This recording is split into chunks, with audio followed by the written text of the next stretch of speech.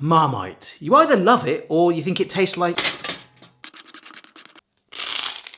Ugh. Seriously though, with this stuff, you do fall into categories. You get maybe a few more for a global audience who do either love it, you hate it, never had it, you prefer Vegemite, or you've never heard of it, which I feel like quite a bulk of you watching might be in that boat. Speaking of the boat that I'm in, Mrs. B has actually brought the kids up to really like it, and I can't stand it. However, there is something similar, a fairly festive snack called Twiglets in the UK. I've made them homemade before, and they've kind of got like a dried baked version of it on there, and I actually quite like that, and I know I'm not alone. Here's my accountant Alan, who is not an air fryer. Really don't like Marmite, but I do like Twiglets. Oh, excuse me.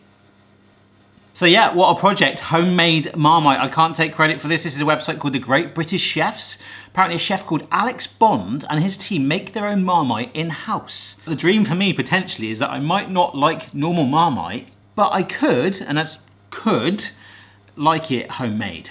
So when you sort of get into a deep conversation with someone about like, what is Marmite? Like, other than people saying like it's brown sticky stuff that I either love or hate, if you want to take it to the next level, a lot of people just say, oh, it's yeast extract, isn't it? Well, it literally says it on the jar, right?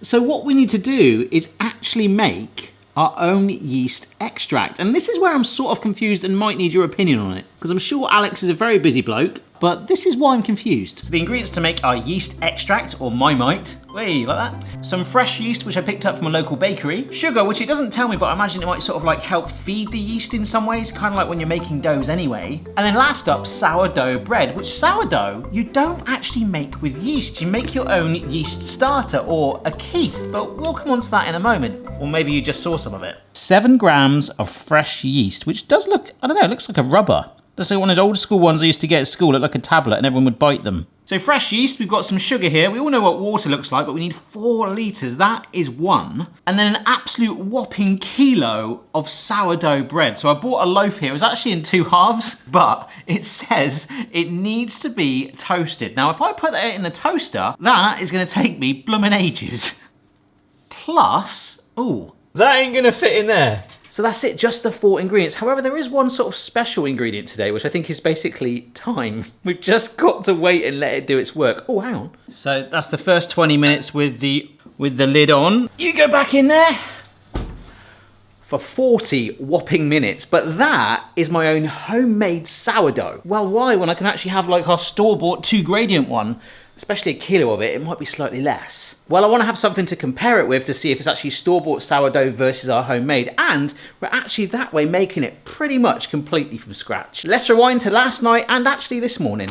This is my sourdough starter, and yes, I have given it a name, Keith. If you can guess why I've called it Keith, you like your music. I fed it last night, it's bubbling away, and the really cool thing is I could actually like share this with you guys. Yeah, years ago there was this Herman the German sharing recipe, and it was like getting really popular. It was like pen pal, but in like baking form. I wonder if we could get that going. That could be really interesting. I could start it locally, but not today. Someone remind me about this, like maybe like in this video. Yes, as I stand here at 10 PM at night, Keith is a starter. He is a sourdough starter. But it's Keith that's going to give us the ability to make this completely from scratch. We have got Keith, some olive oil, and some bottled water. But what I'm actually doing there is warming up some filtered water, because I found out that actually by using that stuff rather than just your tap water, I think, is it possibly the chlorine in it? Apparently that can make a massive difference to your loaf. You kind of want a little bit of warm water to get it going. But, oh, look at you, bubbly thing. Ah. Gonna need some feeding. If you would like a video on that, maybe I'll just do like a homemade sourdough recipe. There we go, and I've still got a little bit left, so I can feed Keith, but maybe I'll do another Keith 2, from scratch with you guys if you want to see that. So the water, in goes the olive oil. Ooh, oil spill. Not that they're good things, but you know, look. Ugh, look at that. So we just give it a little mix. Take a look at my secret potion. I'm doing this late at night, so I can make homemade sourdough on camera for your eyesight. I'm available for gigs. This is like just your budget bread flour from the supermarket, okay? Nothing flashy at all. You can get some insane quality ones. Some salt as well. And we just want it to be kind of like rough. Because you know how sometimes when you like rest batters and things when you make them? We kind of want to do that as well. I forget the name of it. There is a phrase called autolyse, which does 100% sound like a car company. But apparently this can actually help develop the gluten in some recipes and also enhance the flavour. So hey, we really want to get that flavour for our homemade Marmite. And now we let it rest. So that's nice and tightly packed on there. I'm going to give that maybe 45 minutes or so, minimum of half an hour ideally. I think I might just go have a coffee. 1 hour later, a little bit steamed up. Just kind of shape it into a rough ball. Look, I don't even need to knead. There is no need. So what we're going to do is hopefully get this to double in size. This is actually just vegetable oil. I'm not going to brush olive oil on because that stuff is expensive. You start going to the bank to take out a mortgage to buy some olive oil. I'm not greasing the bowl. You can do that. To be honest, I just forgot. But there we go. We are going to let this do its thing. And it can take quite a long time, which is why, as I film this at 11:30 at night, I'm going to bed now. So we'll see what it's like in the morning.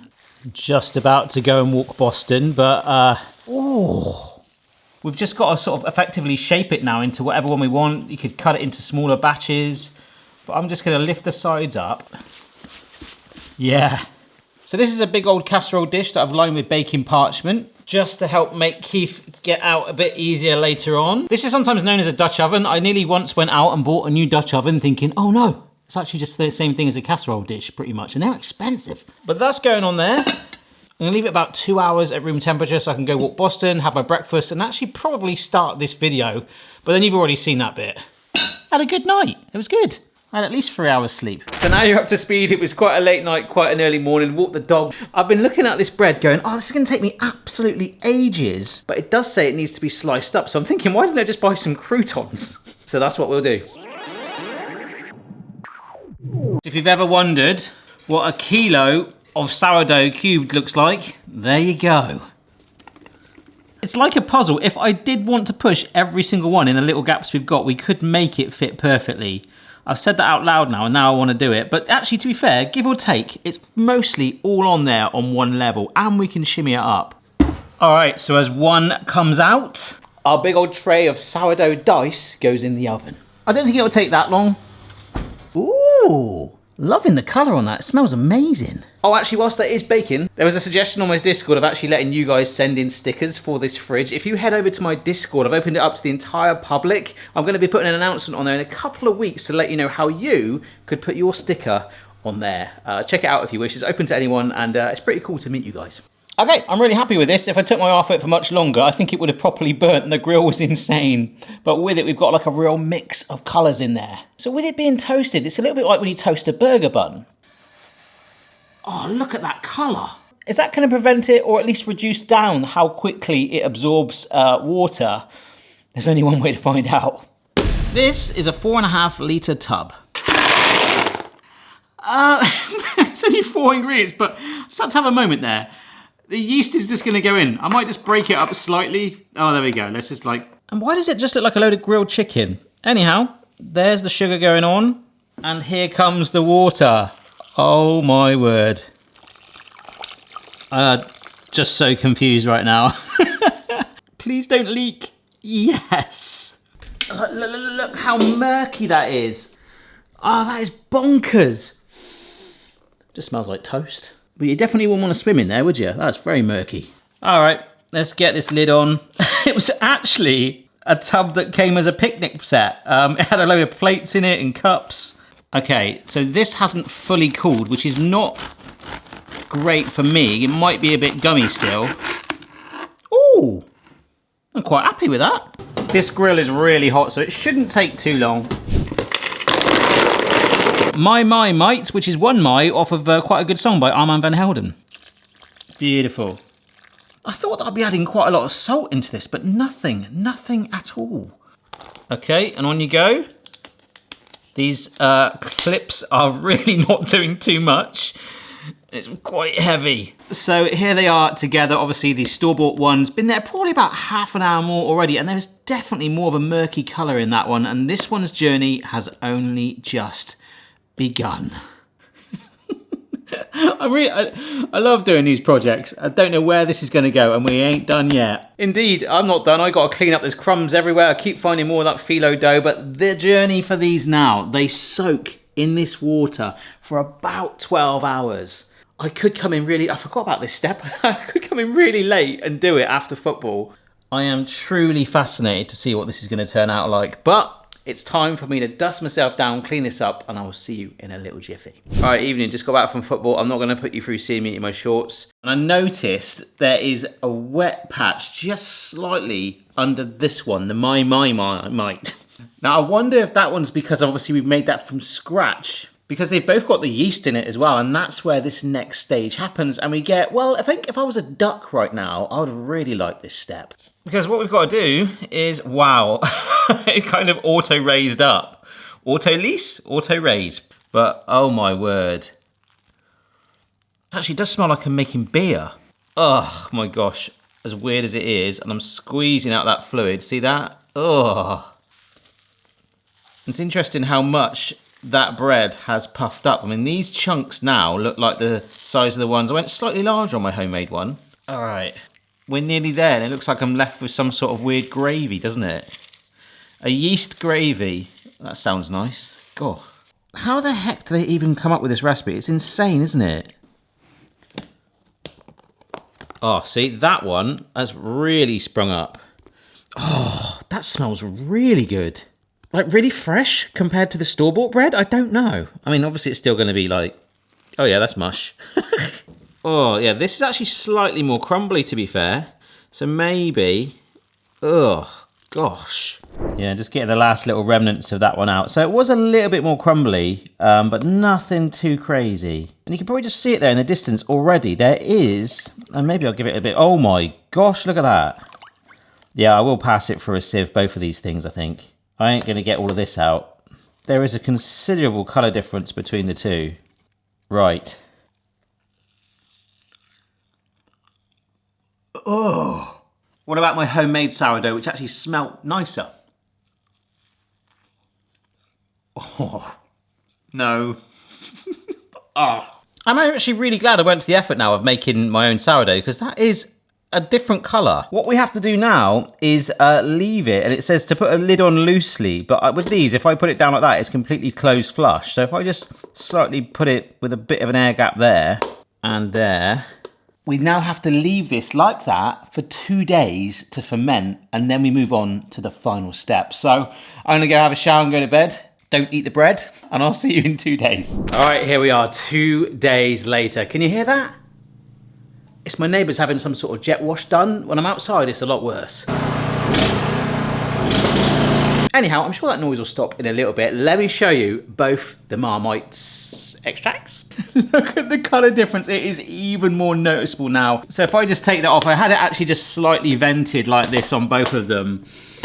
And it just smells like really yeasty, which I guess is a good thing, right? For the first day particularly, there was lots of like little bubbles, as if like the yeast was, I guess, kind of like still alive and active. And towards the end, I don't know if you can see the bottom layers here, like on both of them, like the yeast is kind of like settled and gone to the bottom, which I believe means it's kind of like gone, yeah, I've done my thing. It's kind of dead. So some good signs of fermentation are bubbling, which I did have. Cloudiness, I think you can agree we've got a bit of that. One thing I didn't get was the krausen formation. In brewing, a thick foamy layer called krausen may have formed on top during active fermentation. Oh, but we have had this one, flocculation. What a word.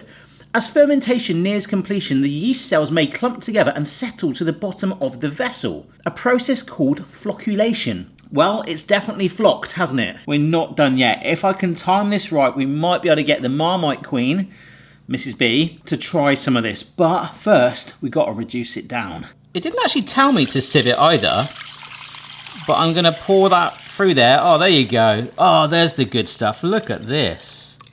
Oh, my word. A little bit of yeast still in the bottom of the tub.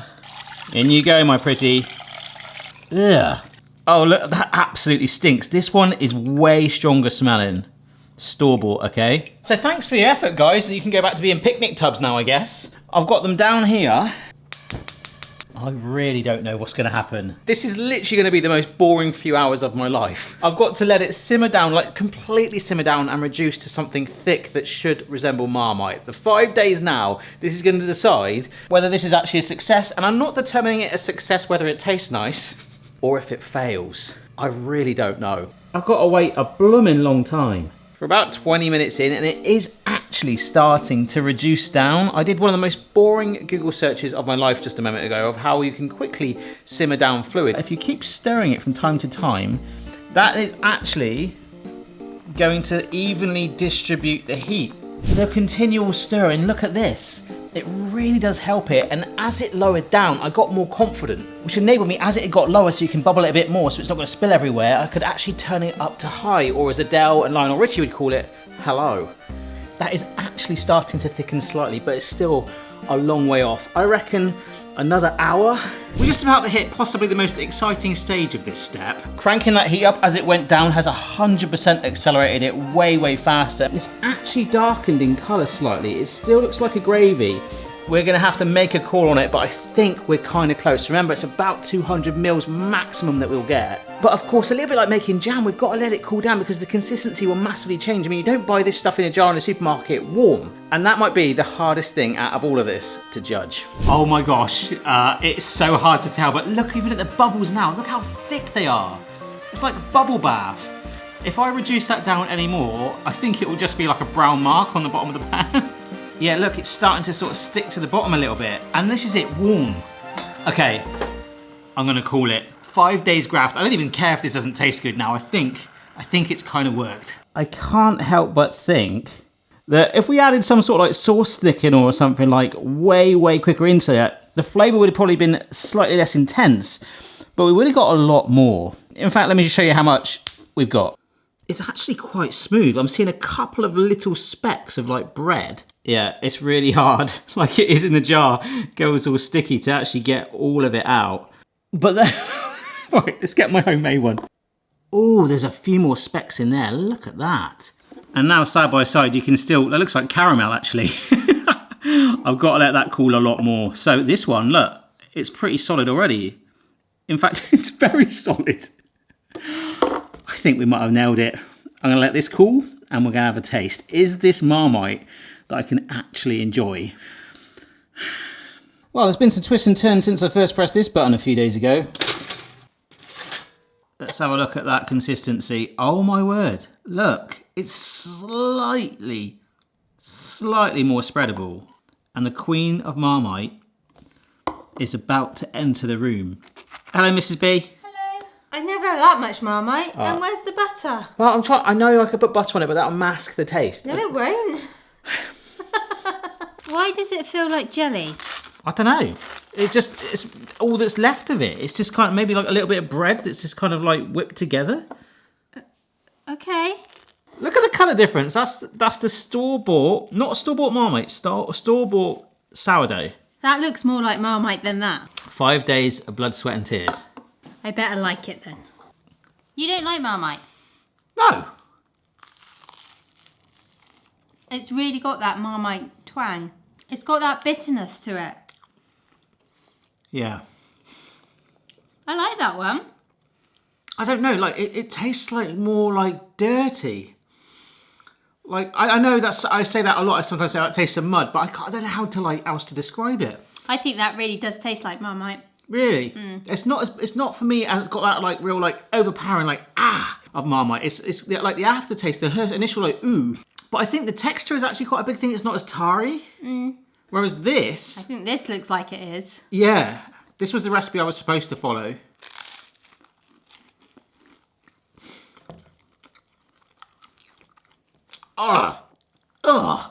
That tastes like Marmite. That really does taste like Marmite.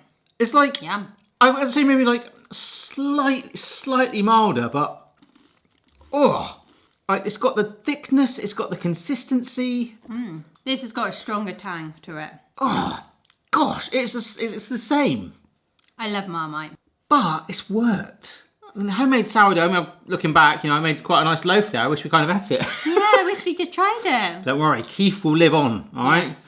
I love that even from a couple of hours ago, the simmered down amount. I was like, this ain't gonna work. This is gonna be a massive fail. But it has. I really didn't think that concoction in a box with a lid was gonna turn into Marmite. It looked like frog spawny croutons at some point. Just so bizarre. But all credit to the recipe that we found that I mentioned right at the start. Absolutely phenomenal. I would say though, if you're a massive fan, of course, to make your own homemade, you're gonna feel like really proud. But it does actually taste, that one, slightly more of toast extract. That one is an absolute clone. It is perfect. But I would say if you want loads of Marmite, remember this came from 4 litres of water. What, just that little bit? Yeah. Oh, I was looking around for like, Yeah, where's the more. rest of it? Where's the rest of it? The rest of it's on the walls. Oh my And goodness. vented out of the windows. That's all you got? Yeah. Wow. So the sourdough bread was about £4. I think a jar of this, yeah. But the rest of it, if you've got like access to fresh yeast and a tap, hey, it's just like the effort of simmering it down for ages. Like to get that restaurant, oh my gosh, fair play to them. But I bet you didn't put any vegetable juice concentrate in yours, did you? Not intentionally. From time to time, I love doing little projects like this. What could my next one be? I was going to do vanilla extract. Coca-Cola? Ooh. Yes, actually, maybe I will do homemade. I like the idea of that Coca-Cola. Where are you going? Well, you don't want these, do you?